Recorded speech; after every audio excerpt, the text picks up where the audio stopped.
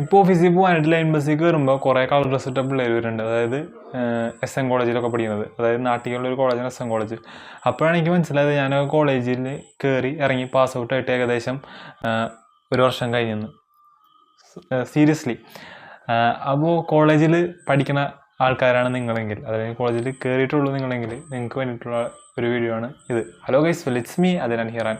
Welcome back to the channel. അപ്പോൾ നമ്മുടെ ചാനലിലെ പുതിയൊരു വീഡിയോയിലേക്ക് ഹാർദവമായ സ്വാഗതം.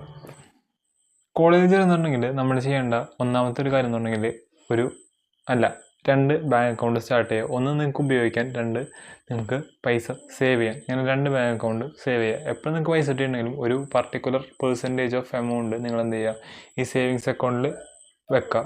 ബാക്കി എമൗണ്ട് നിങ്ങൾ യൂസ് ചെയ്യാനായിട്ട് ഉപയോഗിക്കുക. അതൊക്കെ ഞാനെന്ന് വെച്ചാൽ ഉപയോഗിക്കാം.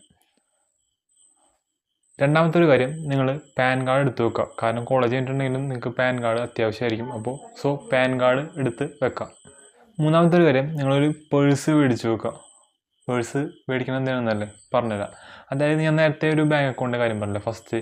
അതായത് നിങ്ങൾ പൈസ സേവ് ചെയ്യാൻ ഒരു ബാങ്ക് അക്കൗണ്ട്, പിന്നെ അതുകൂടാതെ യൂസ് ചെയ്യാനായിട്ടൊരു ബാങ്ക് അക്കൗണ്ട്. യൂസ് ചെയ്യാനുള്ള പൈസകൾ നിങ്ങൾ എന്ത് ചെയ്യുക, ലിക്വിഡായിട്ട് എടുത്ത് പേഴ്സിൽ വെക്കുക.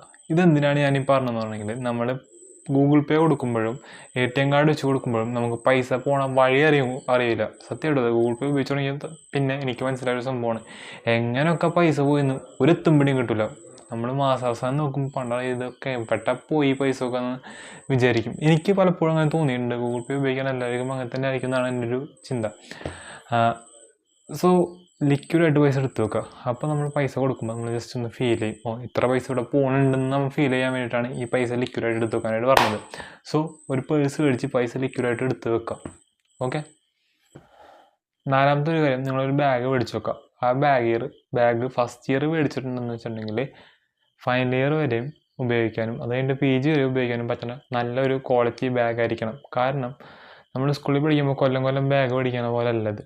ഇതെന്ന് പറഞ്ഞാൽ കുറച്ച് ഇമ്പോർട്ടൻ്റ് ആയിട്ടുള്ള കാര്യമാണ്. കാരണം ഈ ഒരു ക്വാളിറ്റി ഉള്ള ബാഗ് മേടിക്കാൻ്റെ ഒരു ഗുണം ഞാൻ മനസ്സിലാക്കിയതെന്ന് പറഞ്ഞിട്ടുണ്ടെങ്കിൽ, +1 പഠിക്കുമ്പോഴാണ്. ഞാൻ 10th ഒരു വർഷം പഠിച്ചിട്ട് പൈസ കൂട്ടി അന്നൊക്കെ പറഞ്ഞ പൈസ കിട്ടാനില്ല, കൂട്ടി വെച്ചിട്ടാണ് ഒരു 1500 രൂപയുടെ ഒരു ബാഗ് അന്ന് മേടിച്ചത്. ആ ഒരു ബാഗ് ഞാൻ +1 ഉപയോഗിച്ചു, +2 ഉപയോഗിച്ചു, first year, second year, third year ഉപയോഗിച്ചു.